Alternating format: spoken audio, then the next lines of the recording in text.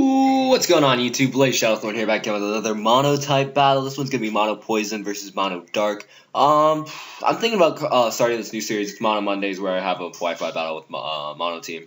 I'm also starting to work out a schedule in my mind. So definitely comment down below if you like this sort of how the schedule is. So far what I was thinking was every Monday I have a mono type battle, and if I say monotype battle, it doesn't necessarily mean monotype versus monotype. It could be monotype versus a regular OU match.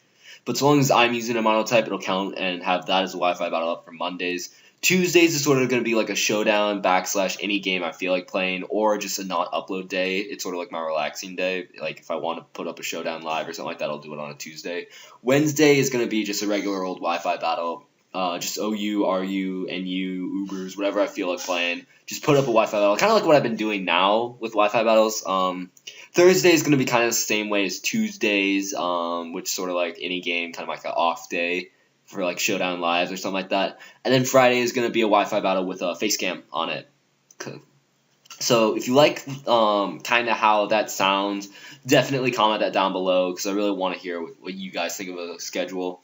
And with that, let's go right on to the team preview. I brought a defensive Weezing, a Choice Banded Drapion, specially defensive Tentacruel, Max HP, specially defensive, specially offensive Assault Vest Dragalgy, Choice Specs Roserade, and then a Choice, and then a Sash Gengar. Looking over at his team, Mono Dark, it doesn't look the Honchkrow and the Greninja and the Bisharp are my three biggest threats to worry about. Anything else I feel I can handle pretty well, and like I have checks for all three of them, so I just have to keep that in mind and keep all my checks alive, you know. So I'm going to start out with Weezing, predicting him to lead off with like Tyranitar or something like that to set up Stealth Rocks, which it does happen. He sends out his Tyranitar, and this was actually in a stream of mine, so I wasn't actually paying attention, and what I missed right off the bat was that this Tyranitar is a special Mega Tyranitar. So he goes for the nice and powerful Mega Evolution. That's fine, that's dandy. I'm a physically defensive Weezing. I have like 372 defense or something like that. Weezing is incredibly bulky, so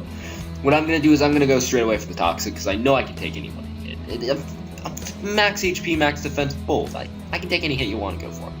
So anyways, I'm just going to get buffered a little bit by the Sandstorm as he takes this opportunity, sets up his Stealth Rocks.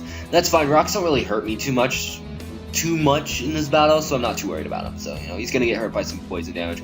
Right here, I see he goes for Ice Beam, and I'm like, what? Wait, Ice Beam? And then it took me a minute to recognize it. This is a specially offensive Tyranitar. I'm not mad or anything. I use specially offensive Tyranitar all the time. In fact, I use Specs T-Tar. I think it's really effective, and I really like it. So, I'm going to get some leftovers recovery here. And right here, I'm not really too keen on staying in here and taking a lot more damage, because I did see that Ice Beam did a lot of damage to me. But again, I told you before I wasn't paying attention, so I did not see he went for Ice Beam, so I stay in and I take a lot of unnecessary damage. So if I actually would have been paying attention, which I should have been, I would have been able to keep this Weezing at a higher amount of HP, would have switched out into my Tentacruel, and I would have been able to take on this Tyranitar like very, very nicely, because there's like absolutely nothing it can do. So right here I wise up, I'm like, oh, Ice Beam, that's why I was doing so much damage. So I'm going to switch out, I'm going to go out of my Tentacruel. Like, I should have done that a turn ago, but I didn't. I also carry Rapid Spin on this Tentacruel, so, you know, if those rocks were really that big of a deal, I can just Rapid Spin them away at any point in time. So, yeah, I'm just going to get some leftovers recovery going on right here. And, I'm not really sure what this Tyranitar wants to do, if it has the Earth Power or not. So he's going to switch out right here, which is fine by me. I really don't care. And he's going to send out his Umbreon, as I believe I go for the Sludge. But I go for the Miracle. Why do I go for the Miracle to Mono Dark Team? That was right there was a pretty bad misplay. I should have went for the Sludge Bomb or the Scald or something. That was a pretty bad misplay. But anyways, I'm going to go for the Scald right now. I do score the burn, which actually hurts me more than it hurts him, because synchronization is going to happen, and I'm going to get burned, which I really don't want my Tentacruel getting burned, but it's better than getting Toxic, so at the same time, you know, it's like a win-loss-win situation. So, you know, that's pretty cool, but now it's sort of like wall versus wall, Tentacruel versus Umbreon. We're both burned, so my attack's lowered, so his foul plays won't be doing too much, hopefully. So that is, of course, assuming he is the foul play set, not the the knockoff set. So right here, I'm gonna go for the knockoff, just knocking off his leftovers because I don't want any HP back. As it turns out, he isn't foul play. Instead, he's payback, and I'm like, oh, of course he's payback. Of course he's payback. So that is gonna be taking a lot of damage off on me. And with the burn and stuff, I really need to keep this Tentacruel at a healthy amount of HP for that Greninja. So what I'm gonna do is I'm gonna switch out, and I'm going to send in my Dragalge to handle the this thing. Because I figured with the special attack investment I have and stuff like that, I should be able to handle it pretty nicely.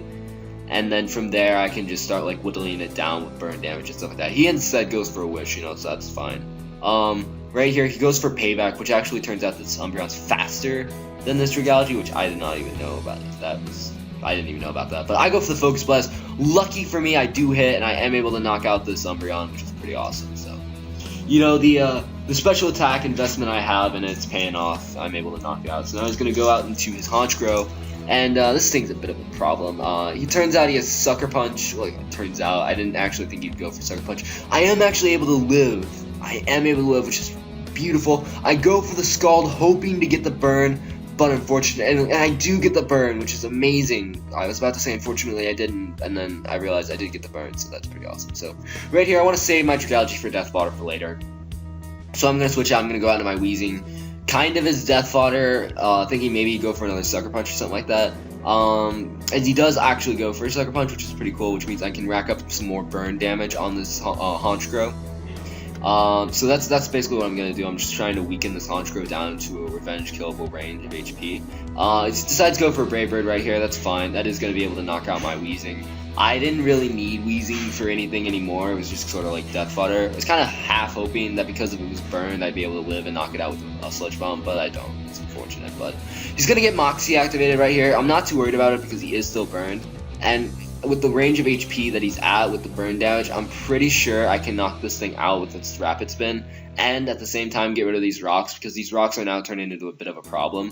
So that's what I'm going to do. I'm going to go in my Tentacruel, I'm going to go for the Rapid Spin, and then it turns out, because I'm burned and I have no attack investment and I'm calm, I'm not going to be able to knock out this Honchkrow, and it's going to be able to get off a Roost. So that Honchkrow that was almost dead, it's not dead anymore. So what I probably should have done was just went straight away for the Scald and not even risk this Rapid Spin kill and just knock this thing out right away, because now this thing's now back at a range of HP where it's now a threat again. So I'm gonna go for the Scald, try and knock it out, and I don't knock it out, which is unfortunate, and he's able to get another Roost off. So it's just not dying. This Honchkrow, I thought it was taken care of. It was at such a low round of HP, and then it comes back. It comes back. But anyways, it is now, though, I am keeping it at bay because it is burned and stuff like that, so I am keeping it at a range of HP where I can easily revenge kill it. And right here he goes for a Sucker Punch that is going to be able to knock out my Tentacruel, and now one of my main checks to his Greninja is gone, and that's going to be a bit of a problem. So he's going to be taking some Life Orb recoils and burn damage. So I'm just going to go out into Shadowthorn because I know I can take a Sucker Punch because I'm dark as well. And I know I can take a Brave Bird, especially because he's poisoned or burned and stuff. So what I'm going to do is I'm going to go straight away for Poison Jab, knock out this Honchkrow. I probably should have brought this in the first place and knocked it out. So I just go straight away for the Poison Jab, not really wanting to predict too much.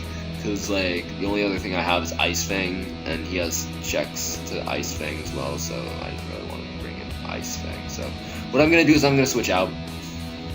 I'm going to go out into my Gengar, predicting him to go for an Earthquake, because it's a fairly obvious play. As it turns out he doesn't, he goes for a Flamethrower, and that is very sad, because now my Gengar, the failed prediction, I really thought he'd go for an Earth Power, but now I know I should have stayed in, just went for another Poison Jab, and I would have been able to knock this thing out. So what I'm going to do is I'm going to go for a nice and powerful Dazzling Gleam, being able to knock out this Tyranitar, which is amazing. What he's going to do now is I believe he's going to go out into his Bisharp. And this Bisharp, I'm basically at a point where I have to stay in, because I cannot risk this thing not going for Sucker Punch and setting up a Swords Dance, and then a Sucker Punch will be able to sweep my entire team. So I am forced to fodder my Gengar right here, which is a bit unfortunate. But it's a necessary risk. So now I'm able to go out to my Shadowthorn. Now I'm able to go for an Earthquake and do a lot of damage with this thing. He goes for a Sucker Punch here again. Looking at that damage, it might actually be a banded Bisharp, which, you know, banded Bisharp's kind of cool, I guess. But anyway, I'm able to go for Earthquake, not able to kill Shadowthorn. You're lacking, man. You're lacking, I gotta say. So he's gonna go for one final Sucker Punch, do quite a bit of damage to my Shadowthorn. Actually, I felt I was taking a bit too much damage from that thing, but I am able to knock out the Bisharp at least, which is a huge threat out of the way. So now, 2 of the 3 threats that I was worried about sweeping my team is now gone. The Bisharp and the Honchkrow, both with those nasty Sucker Punches. So what he's going to do is he's going to bring out his Mandibuzz right here. I'm Choice Banded, so I don't want to stay in here, so I'm going to switch out. I'm going to go out into my Dragalge, because I'm pretty sure all he wants to do is like poison me, maybe go for Brave Burst, Foul Play, or something like that. He's going to go for Foul Play, basically bringing it in as Death Fodder, because 22 HP, not really going to do much of anything anymore. So that is the thing. I do lose Dragalge, but it was basically Death Fodder anyways, which means I can just get a clean switch back out into my Drapion. And I'm going to hit that thing up with a nice powerful Choice Banded Ice Fang. It's going to do hella damage to this Mandibuzz, which it's a crit, which crit Sniper plus Choice Band equals much damage. So he does hit me up with a Foul Play, but because it's a resisted hit, I am able to live it, which is amazing. Gonna be able to go for that nice and powerful Ice Fang once more, knock out the Mandibuzz, which is a huge physical, or at least I assume that's his physical wall. Just a wall out of the way in general, out of the way, done, don't have to deal with it. I do lose Drapion, but at the same time, Drapion wasn't gonna do anything anyways in this match, because there's absolutely nothing it can do. Like, it can't touch Greninja, it can't touch Umbreon. I'm not even sure if the Umbreon's still alive or not, because I lost track of it. Anyways, he's going to be able to bring in that Greninja, and he's going to be able to go for the Ice Beam. I was really close to bringing my specially defensive Assault Vest Roserade, and then I probably might have been able to win, but instead I brought my Choice Specs offensive one. He is able to outspeed me, and he is able to knock me out with the Ice Beam. So no, that was a pretty fun match. It was either a 1-0 or a 2-0 loss. In my favor. In his favor, he got the 1 or 2-0 victory. I don't know which way you want to put that. So anyways, hopefully you enjoyed the battle. Hopefully you enjoyed my narration. As always, if you did, feel free to leave a like and a comment. I really like seeing and reading those comments and seeing all those likes. So definitely also comment down below if you like the idea of my schedule, and hopefully I can abide by that schedule. So thank you all for watching, and I'll see you all next time. Bye.